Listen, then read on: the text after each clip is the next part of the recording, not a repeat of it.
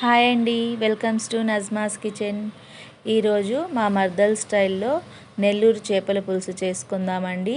వాటి కోసం 2 medium size onions, టమాటాలు, చింతపండు రసం, నేను 1 కేజీ చేపలు తీసుకున్నానండి.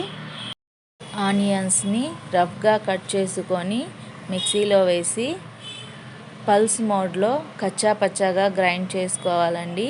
మీరు కావాలనుకుంటే చాపర్లో కూడా వేసుకోవచ్చు. నేను మిక్సీలో వేసుకుంటున్నానండి. నాకు ఇలాగే ఈజీగా అనిపిస్తుంది. మీకు ఎలా ఈజీ అనిపిస్తే అలా వేసుకోవచ్చు.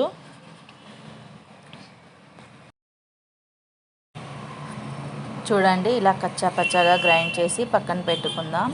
ఇప్పుడు స్టవ్ వెలిగించి కడాయి పెట్టుకొని 4 to 5 స్పూన్స్ ఆయిల్ వేసుకుందాం. చేపల పులుసులోకి ఆయిల్ ఎక్కువగానే పడుతుందండి. కొంచెం వేడయ్యాక 1 స్పూన్ ఆవాలు, 1 స్పూన్ జీలకర్ర, కొన్ని మెంతులు వేసుకుందామండి. ఎక్కువ కాదు, కొంచెంగా వేసుకుందాం. ఇప్పుడు కొంచెం కరివేపాకు వేసుకొని అది కొంచెం ఫ్రై అయిన తర్వాత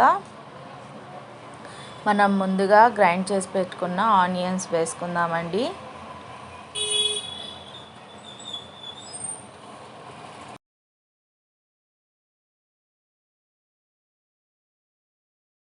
ఆనియన్స్ ఫ్రై అవుతూ ఉంటాయి. ఈలోపు మనం 3 మీడియం సైజ్ టమాటాలు తీసుకొని రఫ్గా కట్ చేసి ఆనియన్స్ లాగానే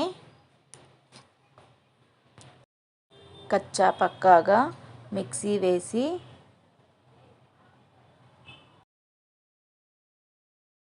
ఈ టమాటోస్ కూడా మొత్తం ఇందులో వేసుకొని ఒకసారి మంచిగా కలుపుకుందామండి.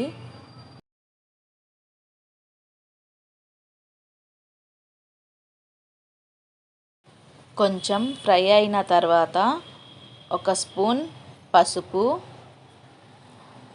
1.5 స్పూన్ ధనియా పౌడర్, 4 to 5 స్పూన్స్ కారం వేసుకోవాలండి. చేపల పులుసులో కారం ఎక్కువ ఉంటేనే బాగుంటుంది.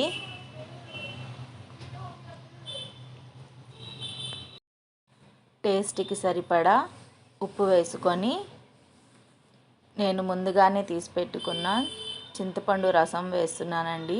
చింతపండు రసం ఎప్పుడు చేపల పులుసులోకి చిక్కగా ఉండాలి. పల్చగా ఉంటే బాగోదండి.